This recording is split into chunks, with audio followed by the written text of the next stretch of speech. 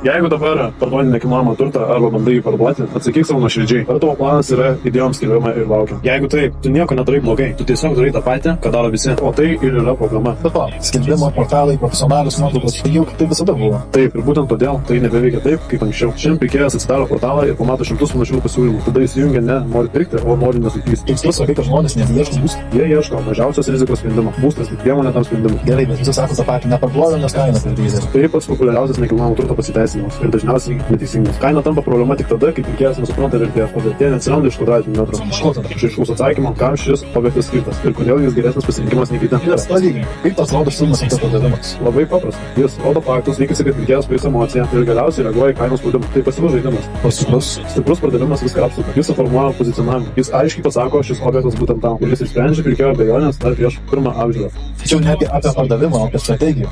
Būtent. Be strategijos tu tik dalyvauji rinkoje. Su strategija tu ją valdai. Daug kas vis dar galvoja, kad rimtas pardavimas tai tiesiog parodymas. Ir tai viena didžiausių klaidų. Šiandien nekilnojamo turto pardavimas nėra apie pažiūrėkime, koks gražus butas. Tai apie sprendimą. Kodėl šis objektas, kodėl dabar, kodėl už šią kainą. Jeigu tu to nepaaiškini, pirkėjas pasirinks pigesnį variantą. Ne todėl, kad jis geresnis, o todėl, kad jis saugesnis jo galvoje.